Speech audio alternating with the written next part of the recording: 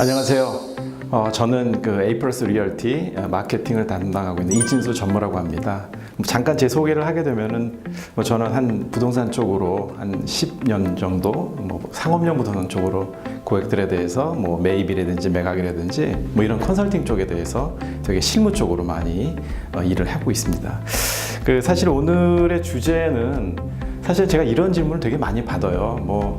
은퇴하시는 분들이 쌈짓돈을 모아갖고 부동산 쪽으로 투자를 어떻게 했으면 좋겠냐라는 질문을 많이 받거든요. 근데 이 질문을 하다 보니까 사실은 정답은 없는데 단 하나, 이게 이제 그 어렵게 모은 돈들, 그게 많으면은 많지만 또 적으면 적은 돈들이 이 괜히 이상한 쪽에 부동산 투자를 하다가 나중에는 그게 굉장히 본인한테 리스크가 오는 이런 것들을 제가 종종 보거든요. 그래서 오늘은 굉장히 주의해야 될 부동산 항목에 대해서 제가 잠깐 언급을 해드리겠습니다. 사실은 우리가 이제 일반 은퇴하시는 분들이 돈을 많이 모아서 투자하는 금액에 따라서 방향이 틀리거든요. 일반적으로 우리가 한동안 꼬마 빌딩이라는 얘기를 되게 많이 했었어요. 근데 꼬마 빌딩이라는 얘기는 금액대가 사실은 그래도 요즘 웬만큼 살려고 하면 20억이 넘어야 되거든요. 그러니까 그런 꼬마 빌딩으로 투자할 대상들은 사실은 상업용 부동산 쪽이 많이 있긴 한데, 그 미만의 돈들, 예를 들어 5억 전후라든지 이런 돈들은 사실은 우리가 꼬마 빌딩으로 가기에는 굉장히 금액이 적어요. 그러다 보니까 많은 분들이 그 돈을 가지고 뭘 할 거냐 하게 되면 흔히들 많이 생각하는 게 상가도 얘기하고 아파트도 얘기하고 오피스텔도 이런 얘기를 되게 많이 하거든요. 또 그런 식으로 투자도 많이 하고요. 근데 이 투자한 것들이 다 성공을 거두면 좋은데 사실은 그렇지가 않아요, 요즘. 그래서 제가 하나하나 이런 부분에 짚어 나갈 거고요. 사실은 궁극적으로는 우리 은퇴하신 분들이 그 쌈짓돈을 가지고 하는 궁극적인 목적은 안전하게 월세 소득을 사실 내는 거거든요. 이걸 통해서 많은 일확천금에 땅값이 올라서 건물값이 올라서 차익을 내는 것보다는 사실은 그런 쪽에 사실 포커스를 맞춰야 되는 부분이라서 아무래도 월세 상품들이 사실은 투자 대상에 맞기는 해요. 첫 번째는 토지 같은 것들을 많이 이제 유혹을 받아요. 제가 한 10년 동안 주로 이제 금융권에 있는 그 PB 고객들을 되게 많이 상담을 많이 해요. 그러니까 그런 분들을 통해서 성공한 사례, 실패한 사례를 수도 없이 많이 보고요. 또 이런 것들이 어디에 투자를 해야 될 건지 하는 그런 질문도 굉장히 많이 받아요. 그러다 보니까 이제 이런 거는 투자하면 된다 안 된다라는 방향이 좀 있긴 한데, 첫 번째는 토지 같은 거는 이거는 첫 번째 요즘 같은 시기에 예전하고 좀 달라요. 지금 같은 경우에는 토지 같은 경우에는 여러 가지 중에서 가장 사기를 많이 당할 수 있는 것이 기획부동산 쪽 많이 있거든요.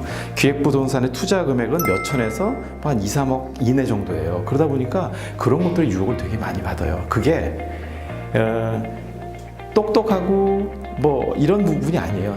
어느 순간에 사람들이 그 어떤 설명해 주는 기획부동산 담당자를 만나서 혹혀갖고 이상한 쪽으로 이제 투자하는 경우가 많이 보거든요. 그러니까 그런 토지도 주의해야 될 것 같고, 그 다음에 어느 개발이 확정이 돼서 올라간다 이런 얘기 하는데 사실은 그것도 묶일 수가 있어요. 그래서 기본적으로 그런 돈으로는 그렇게 수익이 안 나오는 황금성이 떨어지는 것에 대해서는 굉장히 조심을 해야 돼요. 그 다음에 두 번째는 상가 같은 거. 사실은 상가가 제일 많이 투자를 해요. 상가 투자를 많이 하는데, 제가 요즘 들어서 질문을 많이 받고 되게 안타까운 게 뭐냐면은 상가 투자를 요즘 선분양 상가도 꽤 많아요. 근데 고객들이, 이분들은 그래요. 돈이 많아갖고 상가 하나에 10억, 20억 이런 것들을 투자를 해요. 투자를 하는데 지금 어떤 줄 아세요?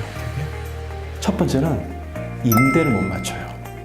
두 번째는 팔라고 하는데 제 가격을 못 받아요. 그냥 원가 자기가 산 것보다 더 낮은 가격에 매각을 하달라는 그런 문의가 되게 많거든요. 그럼 왜 그럴까?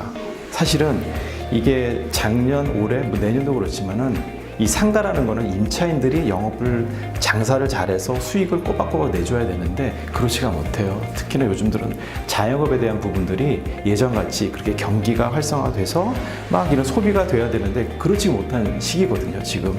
그래서 그런 쪽에 그러니까 100% 상가를 투자를 하면 안 된다가 아니고 굉장히 조심해야 된다는 거예요. 상가도 상가 나름이거든요.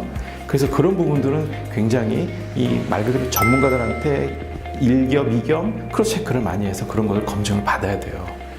그 다음에 또 많이 나오는 것이 이제 분양형 호텔인데, 이건 제가 자신 있게 얘기했어요. 하면 안 돼요. 제가 이거 투자를 해서 성공했다는 분을 못 봤어요. 그리고 특이하게 항상 그렇거든요. 보기에 좋은 수익률들, 확정령이라든지 뭐 이런 수익률을 갖다 제시해서 고객들한테 마케팅을 하잖아요. 그렇지가 않아요. 되게 예를 들어서 2년 해준다 그러면 그럴 수는 있어요. 그럼 2년 다음에는 어떻게 할 거냐? 못해요. 그래서 이 뭐 사실은 그 길거리에 돌아다니면서 이 전단지 뿌리면서 고객들을 많이 유혹을 하잖아요. 절대 그렇게 하면 안 돼요. 그러면 이제 지금 보면은 하지 말아야 될 것들이 토지 얘기했었잖아요. 이런 뭐 기획형 부동산이라든지 뭐 호재가 있다는 지방의 땅들, 이거는 되게 리스크해요. 그 다음에 상가도 상가 나름이에요. 그러니까 상가를 투자할 때 있어서 상가가 100% 안 된다는 게 아니고 그 중에 아주 검증을 잘해야 되는 거예요. 100으로 보면요, 상가에서 성공할 수익률은 제가 볼 때는 한 20% 정도, 80%는 되게 어려워요 지금. 왜? 중요한 거는 경기가 나쁘기 때문에 가서 돈을 벌어야 되는데 임차인들이 그러지 못하거든요. 되게 공실도 되게 많이 있고 또 안 되니까 또 팔아달라는 문의가 많이 와요. 제가 너무 실무에서 느끼는 거 있어서 그런 부분하고 이제 분야 못해는 얘기했지만은 저건 절대로 투자하는 대상이 아니에요. 그래서 결론을 얘기를 해보게 되면은 사실은 이 5억 전후의 돈을 가지고 투자한다는 거는 상품 자체가 그렇게 많지가 않아요. 근데 누구나 사실은 부동산을 투자를 해서 돈을 벌고 싶어 하긴 하는데 그런 상품들은 되게 한정돼 있거든요. 앞으로는 이렇긴 해요. 사실은 이 상업용 빌딩은 금액대가 다르기 때문에 이건 차지하더라도 이런 소액으로 할 수 있는 건 가장 중요한 건 안전해야 돼요. 안전한 상품을 투자하는 데 있어서 뭐 난 말고 토지, 분양 호텔은 안전하지가 못해요. 상가도 요즘 위험해요. 그러니까 또 반대로 이제 오피스텔 같은 거 투자 많이 하거든요. 근데 이 오피스텔이 꾸준하게 이제 뭐 세입자들이 혹은 임차인들이 계속 있어주면 좋은데 그렇지가 못해요. 1년 중에 공실이 2, 3개월 나게 되면 결국은 1년 후 따져보면 표면 수익률 자체가 떨어져요.